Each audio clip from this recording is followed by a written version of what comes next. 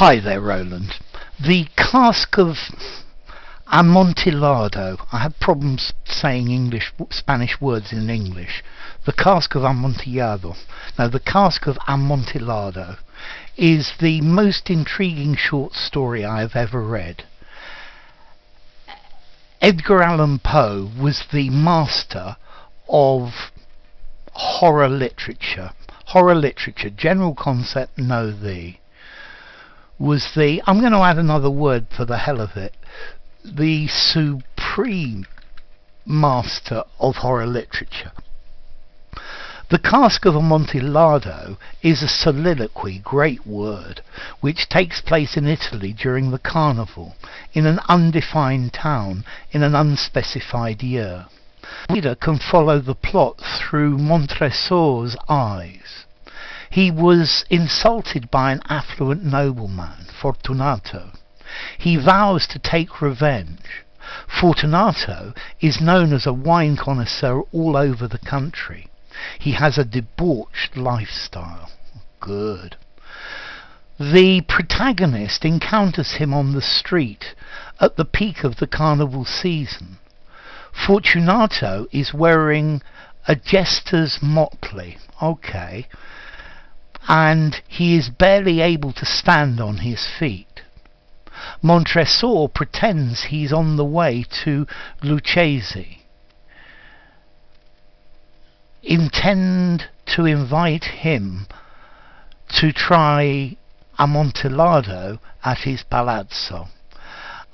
Intending to invite him. I think maybe I'm going to change it though. Intent, T-E-N-T, on,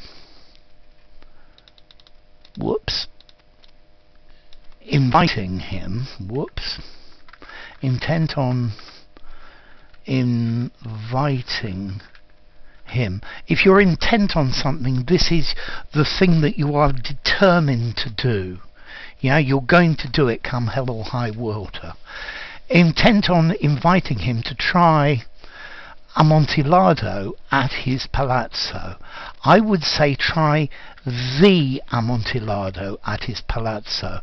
And the Amontillado because it's the specific one that he has. And there are many different Amontillados. So the one he's got at his palazzo as well, it's special.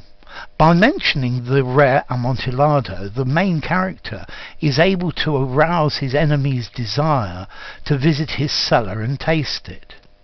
Using this bait, he succeeds in luring him into his clever trap with ease. When they enter the damp vault, Fortunato's health begins to deteriorate.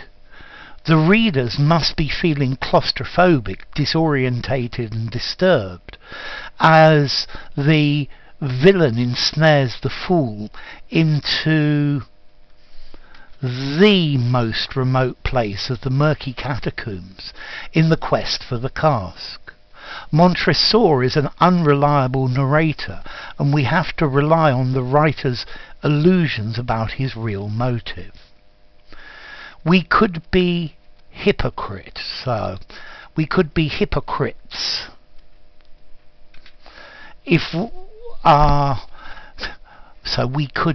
we might seem to be hypocrites if we think that the negative attributes are not part of ourselves.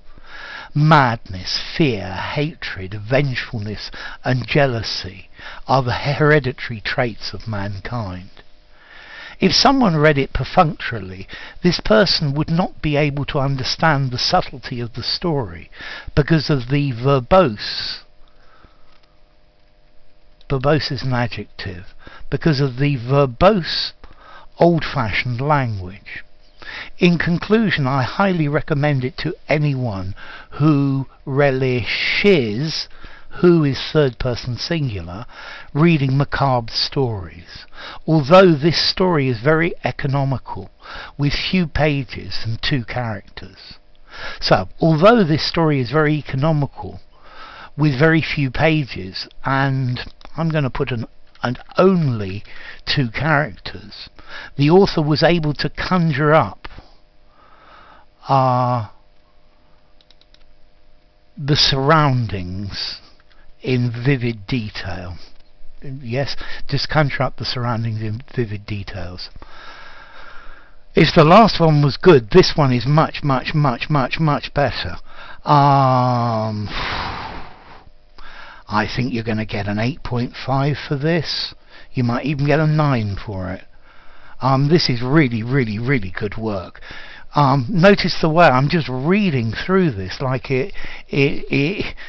like this was something written by a native speaker. You've got 1 or 2 tiny mistakes, but there's nothing serious here at all. This is really good, Roland. You really impressed me with this. It might have taken you a long time, but it reads so well. It really does. So well done, mate.